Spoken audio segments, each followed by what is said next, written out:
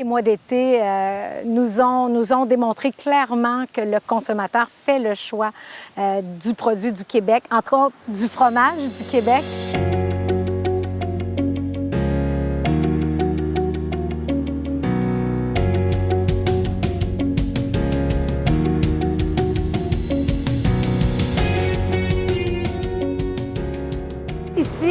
Ici, c'est notre chambre froide principale.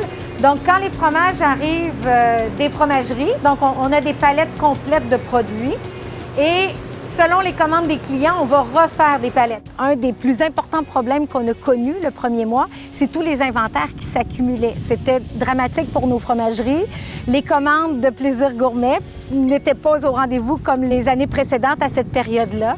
Donc, nous, il fallait aider nos fromagers à vendre leurs inventaires, à éviter justement qu'il y ait des pertes. C'est tout un mouvement qui s'est instauré du fromager en passant par le distributeur et bien sûr le détaillant. Donc toute cette chaîne-là qui s'est animée dans le but de dire on va faire le maximum et ça l'a rapidement porté fruit parce qu'après ça, ça a été renforcé par les annonces du gouvernement.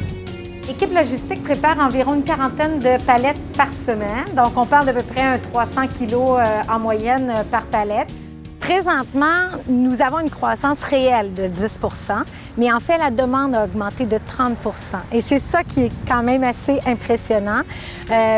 Pourquoi on ne peut pas atteindre cette croissance-là? C'est tout simplement parce que, comme on représente des fromages artisans, il y a une limite de capacité pour certains. Pour d'autres, étant donné qu'au mois d'avril, on était dans l'incertitude, les fromages faits pour l'été ont été en quantité moindre.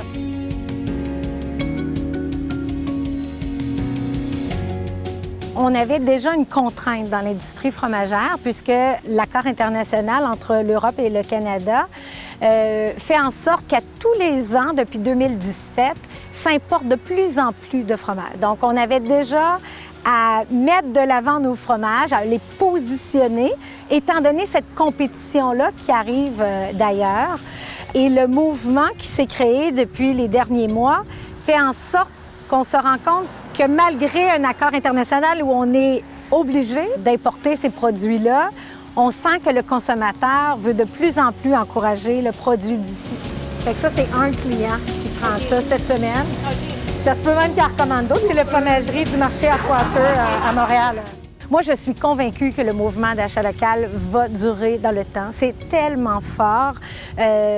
De toute façon, tous les programmes gouvernementaux auxquels la majorité des gens ont bénéficié, à quelque part, il faut une économie forte pour être capable de payer ça dans le temps. Donc, selon moi, une des solutions, c'est vraiment d'encourager. Et je crois que les gens ont déjà cette sensibilité-là.